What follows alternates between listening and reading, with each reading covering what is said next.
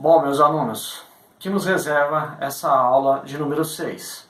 Bom, primeiro, vamos lembrar que já tem um trabalho postado para vocês cumprirem hoje, no horário da atividade acadêmica de vocês, e que o prazo vai até as 21 horas e 59 minutos, ok? Bem, nessa aula de número 6 nós vamos tratar de dois assuntos, da prescrição e do conflito aparente de normas. A prescrição, qual é o conceito? É o tempo que o Estado tem para aplicar o seu jus puniendi, ou seja, o Estado tem o direito de aplicar punição para aqueles que cometeram um ato criminoso, mas desde que ele o faça no prazo estabelecido em lei. Qual é o artigo que disciplina isso? É o artigo 111 do Código Penal. Se você for lá, abrir seu Código Penal agora no artigo 111, você vai ver ali que a prescrição ela é estabelecida, o legislador optou por estabelecer de acordo com a gravidade do delito. Então, de acordo com a pretensão punitiva do Estado, é ele que vai servir de base para aplicar a prescrição. Significa dizer que se o sujeito praticou um crime e o Estado não fez nada durante um certo período de tempo, um certo lapso de tempo, ele não vai mais poder aplicar a pena para aquele delito cometido.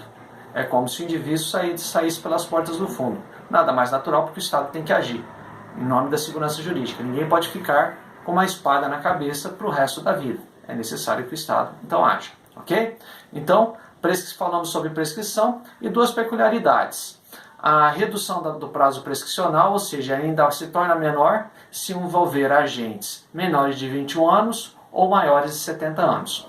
Uma outra peculiaridade por exemplo, se um crime praticado contra a dignidade sexual de uma criança ou adolescente, ainda não tinha atingido a maioridade, então nesse caso também a pretensão punitiva do Estado passa a fluir quando a criança ou adolescente atingir 18 anos. Nada mais natural porque pressupõe que se ninguém fez nada por aquela criança ou adolescente que recebeu um atentado contra a sua dignidade sexual, nada mais natural esperar ela ter 18 anos para ter maturidade suficiente para procurar as autoridades e fazer a denúncia para que então haja a persecução criminal. Ok?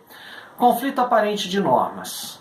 O que é o conflito aparente de normas? O próprio nome diz, esse conflito é apenas aparente, porque a norma, a partir do momento que ela foi publicada, passou pelo processo legislativo, ela ganha status de perfeita.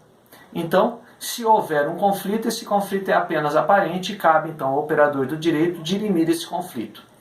4 requisitos se fazem necessários para ter o conflito aparente de normas. Primeiro, a unidade do fato, certo?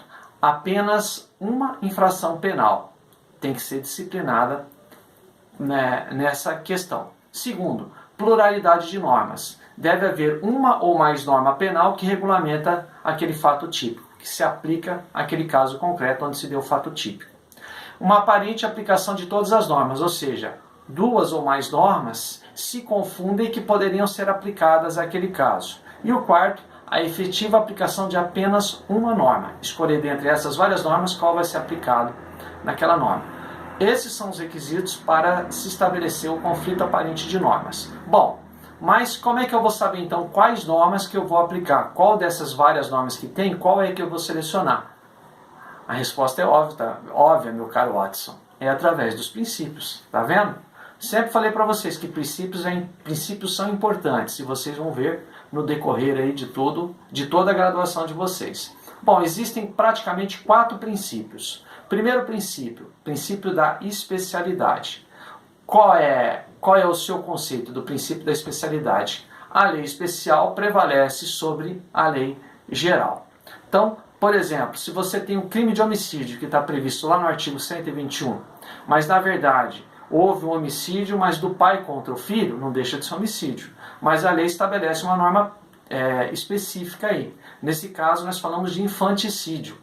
Nesse caso, eu vou aplicar a regra do artigo 123 do Código Penal. Embora seja um homicídio, mas um homicídio com características específicas. Então, nesse caso, eu aplico o princípio da especialidade. Segundo princípio, o princípio da subsidiariedade.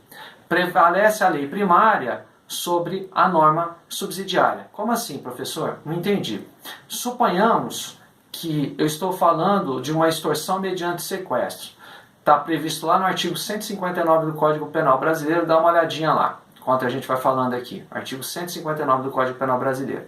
Mas se você analisar, o artigo 148 trata do sequestro. Então, nesse caso, a norma do artigo 148 vai subsidiarizar a aplicação no caso concreto em que houver a extorsão mediante o sequestro. O terceiro princípio é a consunção.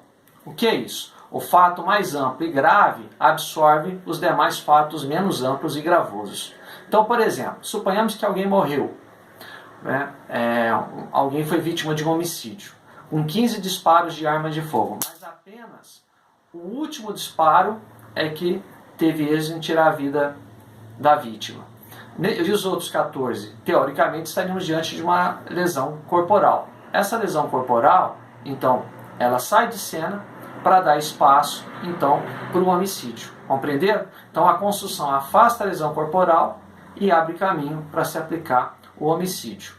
O outro, e não menos importante, embora ele seja polêmico, por isso que eu deixei por último, é o princípio da alternatividade. É muito polêmico, alguns doutrinadores não consideram como um princípio que sustenta o conflito aparente de normas, mas ainda assim alguns doutrinadores de peso sustentam que ele tem previsão sim no conflito aparente de normas. O que é esse princípio? O princípio da alternatividade. Uma única norma descreve várias condutas típicas, sendo que ao praticar uma ou várias dessas ações, o agente vai responder por apenas um delito. Não entendi, professor, vou te dar um exemplo. Vai aí no artigo 180 do seu Código Penal. Show aí? Artigo 180? Então, esse artigo 180, o que ele define? O crime da receptação. O que diz o crime da receptação? Receptação significa adquirir, receber, transportar, blá blá blá. Não é o que está aí no caput? Pois é, mesmo que o indivíduo adquira, receba ou transporte, ele praticou várias ações, mas, pelo princípio da alternatividade, ele vai responder por apenas um crime, por apenas um fato típico. Ok? Então eu gostaria, com base nisso, nessa videoaula que nós gravamos aqui hoje, o YouTube não foi muito generoso conosco hoje, por isso que eu estou mandando ela avulso aí pelo WhatsApp de vocês. Respondam então a atividade que eu postei lá na nossa pós-aula 6 e o prazo é até as 21 horas e 59 minutos. Trabalhem em grupo, por favor, tá? Sigam à risca as instruções que eu deixei lá no AVA. Por quê? Porque eu estou recebendo todas as turmas materiais dessa maneira. Então, se vocês mandarem um e-mail bagunçado, sem aqueles critérios que eu estabeleci, vai ficar muito difícil o meu trabalho. Então, por isso que siga à risca as instruções que estão lá. Qualquer dúvida, eu vou estar à disposição. Encaminhe as dúvidas de vocês para os seus representantes de sala e eles vão encaminhar essa dúvida para mim, eu respondo e eles passam para vocês. Os representantes agora fazendo um papel muito importante, que são nossos mediadores aí nesse período que estamos aí em quarentena. Grande abraço!